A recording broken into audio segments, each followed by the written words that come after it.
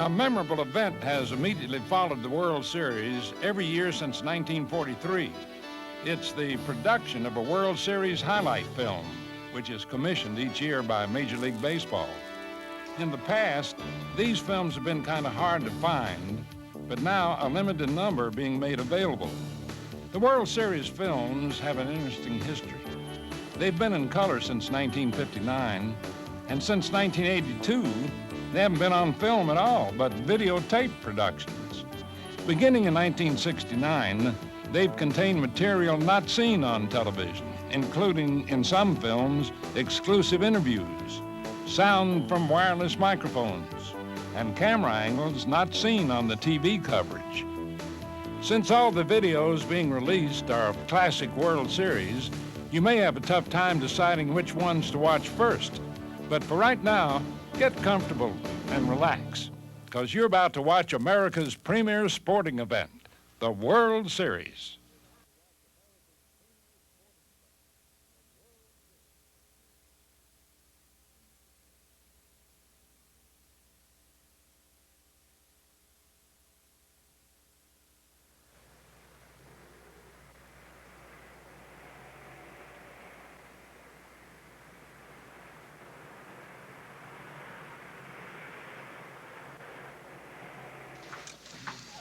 Black and gold tonight.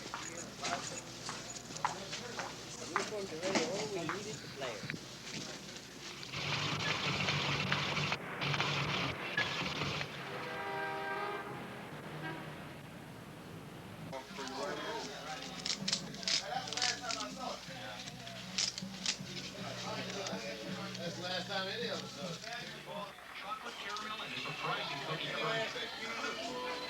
Hey, who else? Program yearbook scorecard lineup for today's game. Yes! Ain't no stopping us now. Let's pick the four best players. Me and you and Tony and Buck. I'll help. I'll help. Come on, man. Four more for the 4 games you're going to win to win the 1979 Fall Classic. You never know when you get in Baltimore. I love the Orioles. I've been watching them ever since I was a little girl. This is my first World Series, and they waited for me. I think the Pirates are going to win because they got the most devastating hitting in the National League or any league. No, not all the time, but he's primarily going to throw fastballs, 80% fastballs in a ball game, and especially if he's getting them out. Took him by 7 sliders. I'll make it talk, I'll make it walk. Don't, stay there. Cut.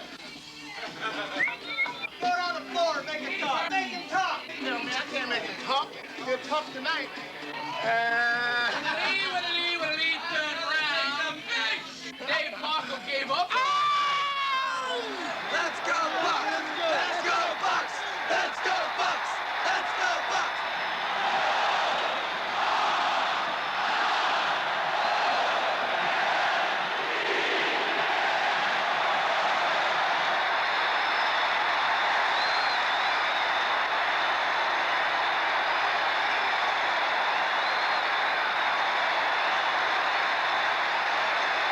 The 1979 World Series.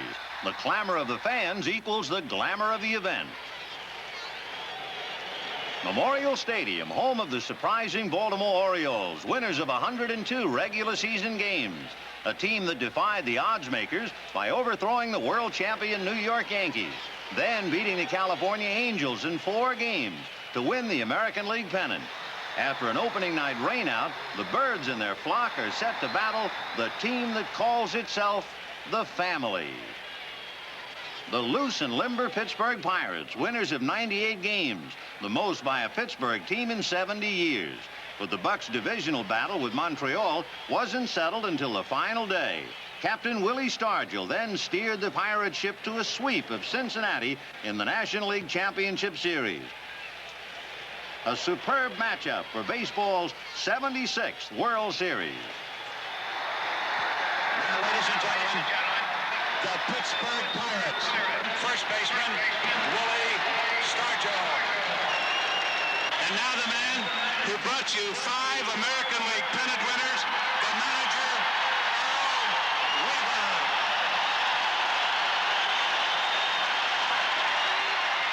Over 53,000 bird watchers roar as Brooks Robinson, whose brilliance at third won Baltimore its last world title in 1970, throws the first ball to successor Doug DeCinces.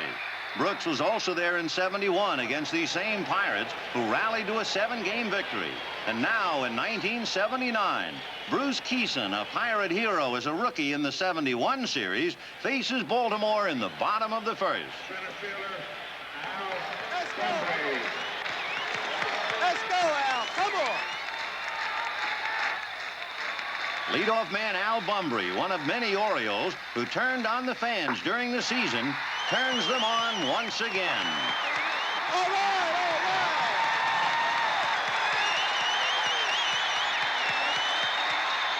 With the decibel level rising, the Birds pose the first threat, loading the bases with only 1 out. John Lowenstein, ace utility man, wraps a double play ball to Phil Garner, but no double play here.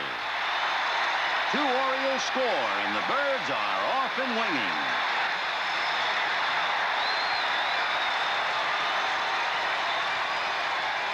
Whether it's the chilly Baltimore air or more of the sorcery which the Orioles worked here all season long, no one can stop it.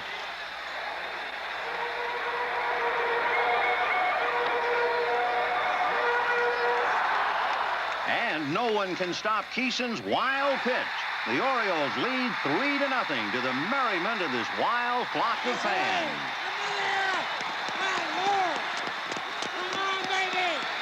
Captain Willie Stargell wants no more miscues and tells his mates to relax.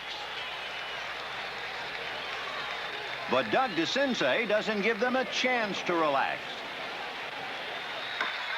Sailing Kison's offering deep into a big black sky.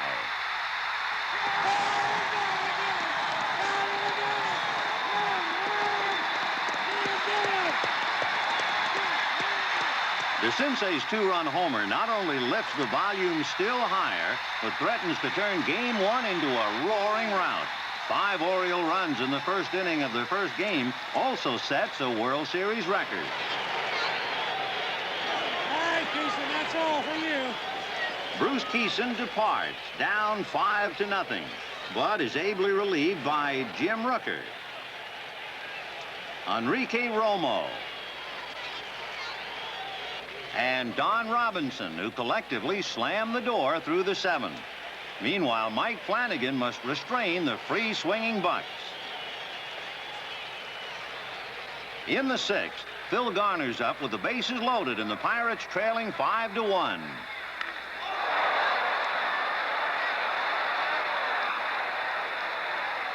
Two-run score as the Bucks play what will be the theme of this series, comeback. In the 8th, Willie Stargell rocks one high and deep over the right field fence. And the screws tighten on Flanagan. It's something Mr. Stargell has done many times this season. The gap is narrowed to 5-4. But in the 9th, manager Earl Weaver still sticks with his 23-game winner. The potential tying run, Dave Parker, stands at third.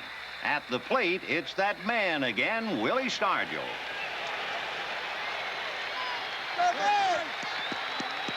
With 2 outs, it comes down to strength against strength, and Flanagan wins.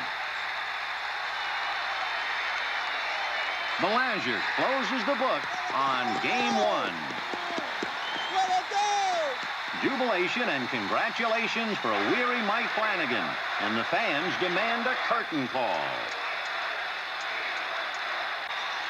A fantastic ovation for the man who met all the challenges of the evening. Of course, the challenges have only just begun. In Game 2, the slate is cleaned as Baltimore's perennial ace, Jim Palmer, he of picture book motions and history book numbers, gets a second-inning call from Bill Madlock and the Pittsburgh Lumber Company. Yes, sir! Mad Dog's hit brings up the Bucks' first run as Stargell scores. Way to give us a start, Will. Nice going, big man. Way to give us a start. Started, Pop. And a sacrifice fly later brings home another. The Birds are down early, 2-0. But young slugger Eddie Murray is up in the bottom of the second, and so are his fans. Batting first, Eddie Murray. Bert Blyleven tries a changeup. Murray times it, then admires it.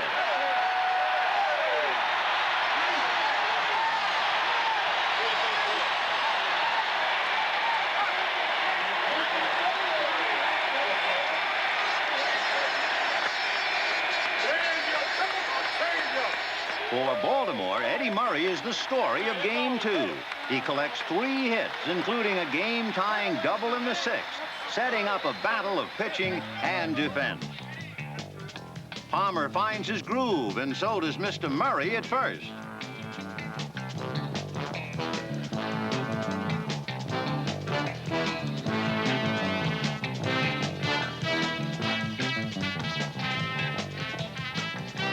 In the Baltimore 8th, with 2 on, no outs, Weaver decides not to bunt. And shortstop Tim Foley starts a heads-up rally-breaking double play, catching Eddie Murray. Earlier in the game, the Orioles threatened to go ahead, but right fielder Dave Parker showed his stuff, nailing Murray at home. Baltimore would run no more on Parker. In the 9th, catcher Rick Dempsey delivered a similar message to Matt Alexander and Pittsburgh's famed running attack.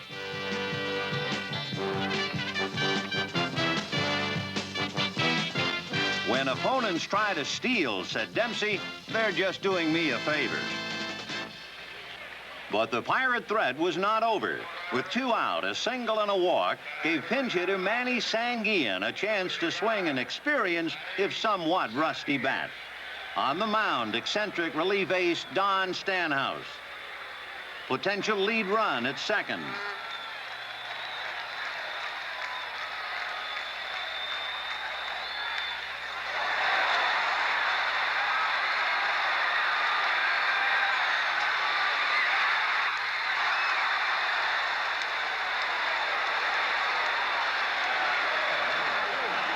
Nice going, Otter, and away to go. Ed Ott's fadeaway slide well-deserved Chuck Tanner's gratitude, but most deserving, Manny Sanguillen, who got a big one home after driving in only 4 all year. Eddie Murray's questionable cutoff may have also helped.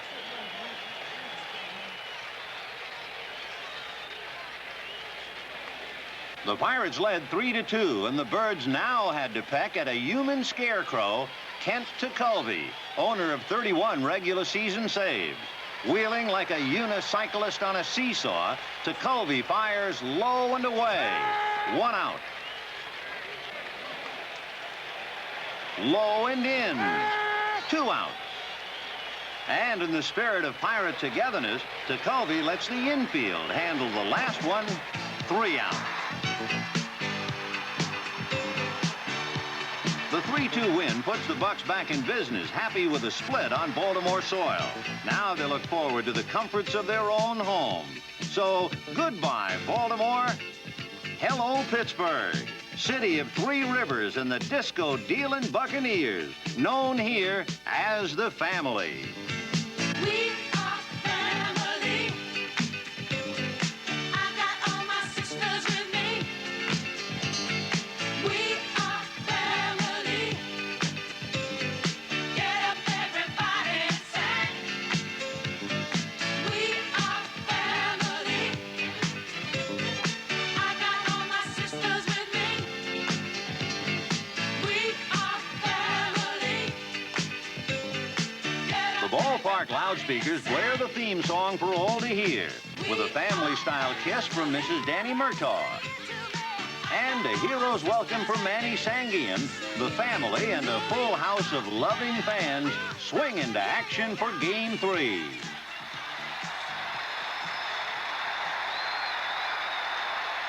Leadoff man Omar Moreno gets them rolling. The Cobra, Dave Parker, brings him home. And scrap iron Phil Garner drives in 2 more in the second with a double. The family rejoices as Pittsburgh Lumber builds a 3-0 lead. In the third, Benny Ayala, a surprise starter in Earl Weaver's lineup, gets his pitch and turns John Candelaria around. Candy's consternation is understandable. The 28-year-old Ayala had played in only 46 big league games before this season. Now, this 2-run homer.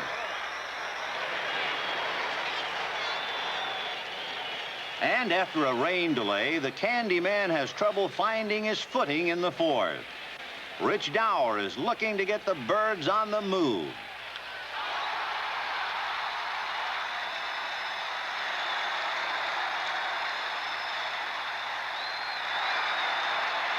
His leadoff double does just that. Rick Dempsey keeps the Birds moving in the right direction.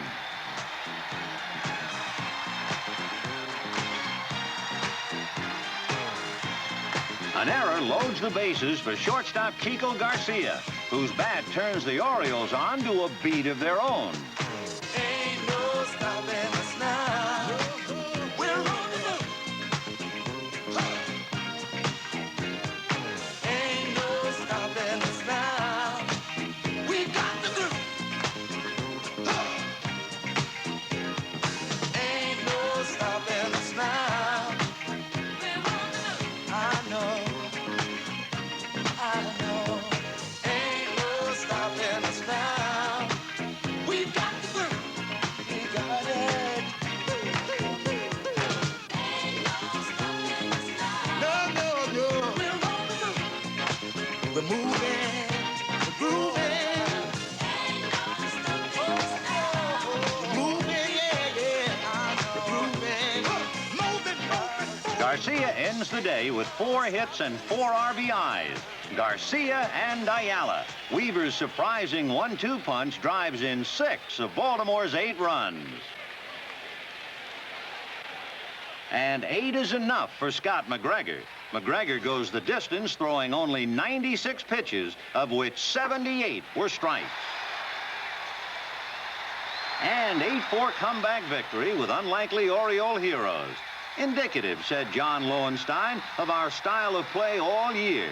Totally unrehearsed. Or in Weaver's words, that's exactly how we won the pennant. And as the fans flow to Three Rivers for Game 4, the Orioles are confident that no one can stop them now. On the other hand, the fighting spirit of the swashbuckling Buccaneers still sounds the familiar battle cry.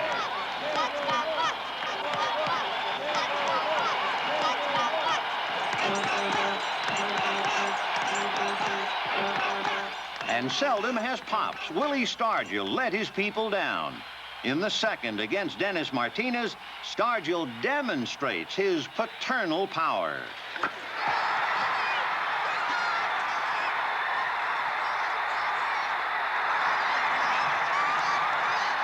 Willie Stargell would be worth his weight in Pirate stars just for the spiritual lift he gives his team.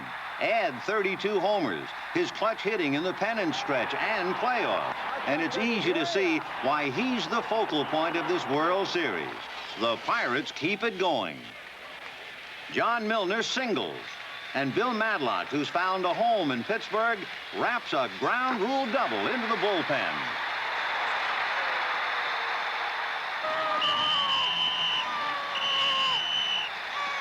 Now there's runners at second and third. A ground rule double. Oh, we missed a run. We'll get him. Let's go Bucks! Let's go Bucks! Catcher Ed Ott is next. And he proves one good ground rule double deserves another. 2 runs come home, and Three Rivers roars on.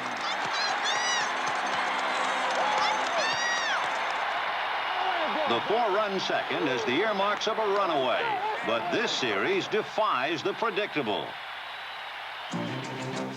The Orioles close the gap, and now it's Tanner's bullpen against Weaver's bench. In the early innings, Weaver saves his left-handed pinch hitters. John Lowenstein and Terry Crowley. But in the eighth, trailing 6-3, Weaver draws his hand. The bases are full of birds. Having used lefty Grant Jackson, Tanner must play his ace right-hander, Kent Tekulve.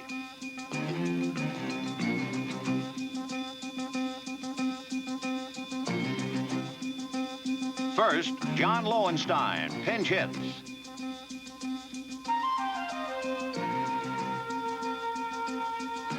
Key blow number 1. Good for 2 runs, and Pittsburgh's lead is shaved to 6-5. An intentional walk loads the bases again. And now Terry Crowley pinch hits.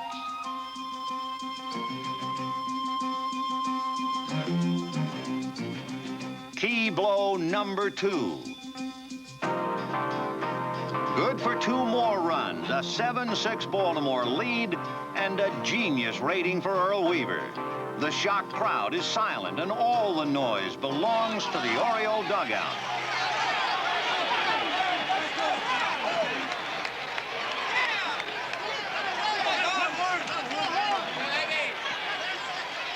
The triumphant Birds finish with a 6-run 8th, aided by rookie pitcher Tim Stoddard's first professional hit. Weaver let him hit, and then he pitches 3 scoreless innings. 17 hits and a Pirate lead obliterated by Weaver's strategy and the Orioles' stout 9-6 comeback. Earl's comment, "I'll go home tonight knowing I did everything today that I wanted to do." The Orioles are up 3-1. The Pirates 1 defeat away from elimination. But the next day at Three Rivers Stadium, Pirate fans are eager, ready to go. Their faith still unshaken. I think they just had the best ball club. So far, they proved they gave away the first game, and they won the second and game last night. Well, I thought they had a possibility of coming back at any time. They're maybe down 3-1, but they're a good enough ball club. They can come back. They're a good comeback team. The Bucks are down 3-1, but they're going to win today, and the momentum will be with them. The momentum will take them back to Baltimore, and I look for them to take the next 3 games. We are going to come back because we have the greatest ball team in the world. We're going to pluck them today, and we're going to eat them tomorrow. That's what we're going to do. Well, if that's what they're gonna do, they'll have to beat the Major's winningest pitcher, Mike Flanagan. 8-time 20-game winner Jim Palmer, and crafty Scott McGregor, a seemingly impossible task. And who starts for Pittsburgh in Game 5? 37-year-old Jim Rooker, a 4-7 record, 8 weeks on the disabled list. But Bill Mazeroski, Pirate hero in the 1960 World Series, reminds Pirate fans miracles can happen. Rooker responds with 4 no-hit innings and only 1 run in 5. All I was hoping to do, said Rooker, was keep us in the ballgame. Exactly what he did. Meanwhile, Mike Flanagan was doing even better until the 6th, when the Bucks tied him. And then a decision to pitch to Bill Madlock untied him. Madlock's clutch single produces a 2-1 lead, and that old family feeling was rocking and a-reeling again. We are family. I got all my sisters with me. We are family. Get up, everybody, and sing. We are family. I got all my sisters with me. We are family. Get up, everybody.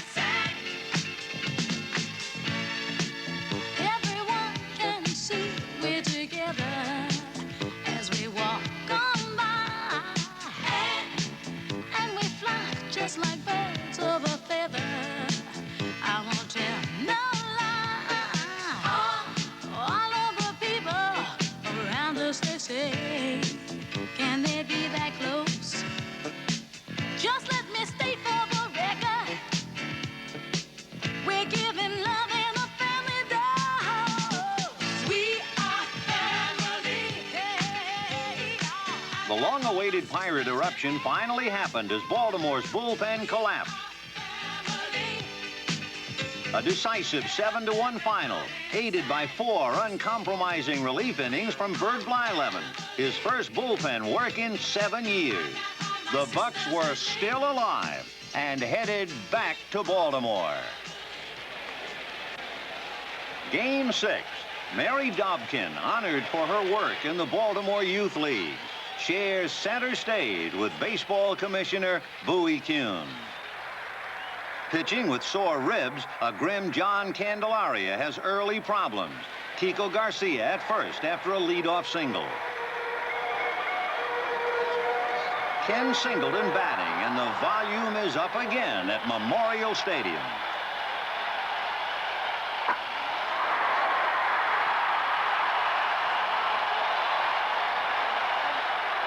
Runners at second and first, 1 out, and the dangerous Eddie Murray at bat. Candelaria, knowing he can't bring the heat, must now rely on his good breaking ball. And Bill Madlock does the rest. The Candyman completes 6 gutsy shutout innings, allowing only 6 hits and no walks. His opponent, Jim Palmer, is even more impressive, allowing no runs and only 4 hits through 6. For the second time in this series, Palmer is pitching well, and the fans are behind him. It's the 7th inning, 1 away. Come on, baby. Come on, Jim. 8 outs, baby. Omar Marino up. Off for the table.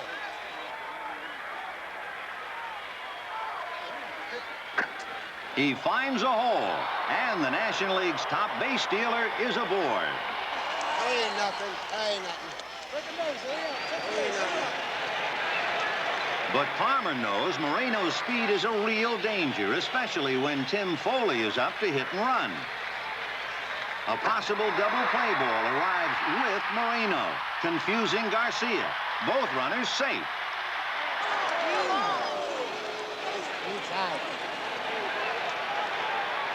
If that wasn't enough, Dave Parker's presence offers no encouragement to Palmer's predicament. Parker's smash fatally eludes Dower. The scoreless deadlock has been cracked as Marino speeds home. The Pirates add 1 more in the 7th, and any hopes of Palmer keeping the game close are dashed in the 8th. Phil Garner, riding a 23-game hitting streak, bats with Ott at first. And Scrap Iron strikes another key blow as the ball fools Ayala in left. A ground rule double. Ott stops at third. Garner at second. Bill Robinson gets Ott home with a sacrifice fly, and now the table is set for the man who started Palmer's woes. Omar Moreno sweet swings his 7th hit in the last 4 games. Garner scores as the seams unravel for Baltimore. Oh! And who should be there to neatly sew it up but Pittsburgh's Kent Tekulve, who smartly whips through 3 shutout innings. Fate may have played a hand in this one, but as Dave Parker said, we have some very unique individuals on this club. Yes, indeed. 4-0 Pittsburgh, a most impressive comeback, squaring the Fall Classic at 3 games apiece. A 3-1 deficit, now a 1-game issue.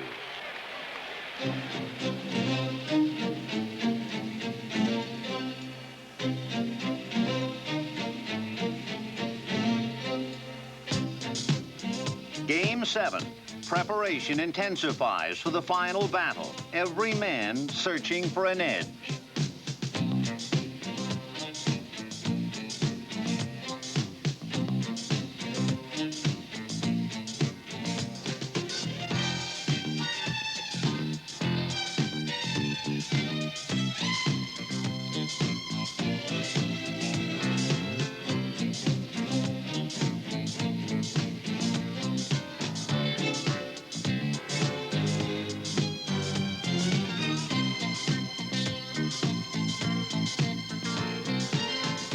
It's past sundown, and just like an old Western, both sides line up for the final shootout. The fans are also primed, including a record television audience. President Jimmy Carter is also present. But the hometown cheers are conducted by Baltimore's #1 enthusiast, Wild Bill Hagee.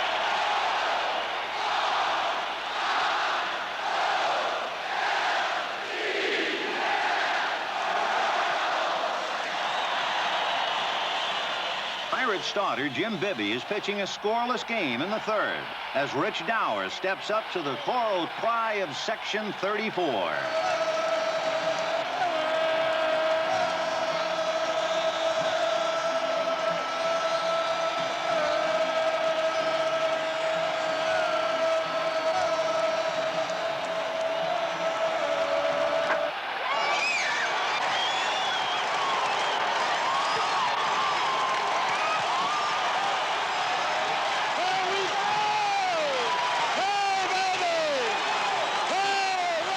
Dower puts the Birds on top, 1-0, ending an Oriole runless drought of 15 frames. And the Bird watchers use all of their vocal power to help them get more.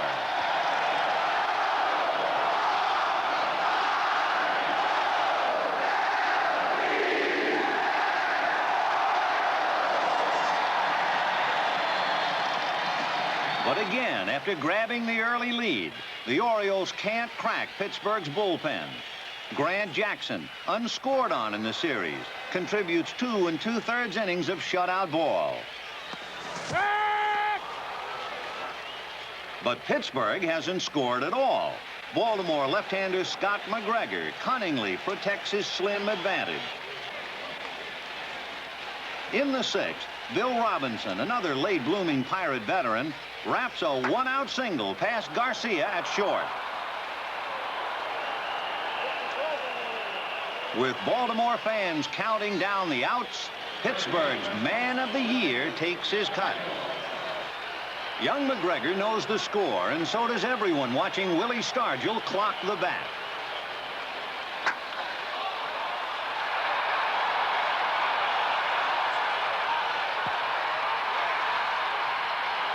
Bill Robinson tells the story in Dance Memorial Stadium in silence. This large man has finally met his long-deserved hour of deliverance in the game of baseball, as it did for his late teammate Roberto Clemente in '71. The spirit of Willie Stargell comes home to its source, the family. Nice go, Will. That way to go, big man. All right, that's the way to put us in front. All right. Still down 2-1 in the eighth, the Orioles get something going, loading the bases with 2 away against the now familiar specter known as Kent Tekulve. A sense persists that this is the final challenge of '79. Eddie Murray, suffering an 0-for-20 slump since Game 2, but still ever so dangerous. Murray drives it deep to right, but not quite deep enough. And the fans tell the whole story for Baltimore. A classic 7-game battle of brilliant comebacks by both sides now prepares for the closing curtain. Pittsburgh adds 2 insurance runs in the top of the 9th. And in the bottom, a weary Tekulve is 1 out away from giving Pittsburgh its 5th World Championship.